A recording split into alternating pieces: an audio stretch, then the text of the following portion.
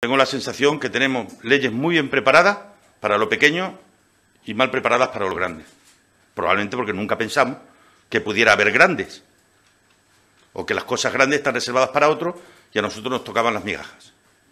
Entonces, junto a lo energético, junto a todo lo que tiene que ver con lo agroindustrial, el problema de los planteamientos como el de la azucarera y otros que pueda haber parecido son sencillamente saltos cualitativos que hay que dar. Porque en el mundo hay recursos financieros que se están moviendo y están buscando emplazamientos y están buscando sitios. Y nosotros tenemos parte de lo que en el mundo se está buscando. Y esa parte de lo que en el mundo se está buscando son estas condiciones, que son, algunas de ellas pueden considerarse intangibles, pero son intangibles de un elevadísimo valor, que nos atribuyen condiciones idóneas para este tipo de negocios, para este tipo de proyectos.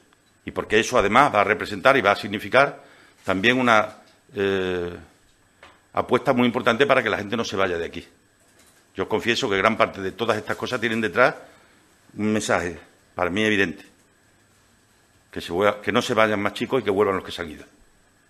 Que tengan trabajo aquí, que tengan proyectos de vida aquí, que tengan proyectos de familia aquí, que tengan hijos aquí. Y a lo mejor es tiempo de que pensemos más en ellos y menos en nosotros. Que pensemos más en su futuro y menos en la comodidad de los que tenemos prácticamente nuestras vidas resueltas. Y tenemos una oportunidad única, porque se dan unas condiciones históricas que no se habían dado antes y que nos pueden hacer tener en el futuro unas posibilidades y unas oportunidades como no habíamos tenido antes.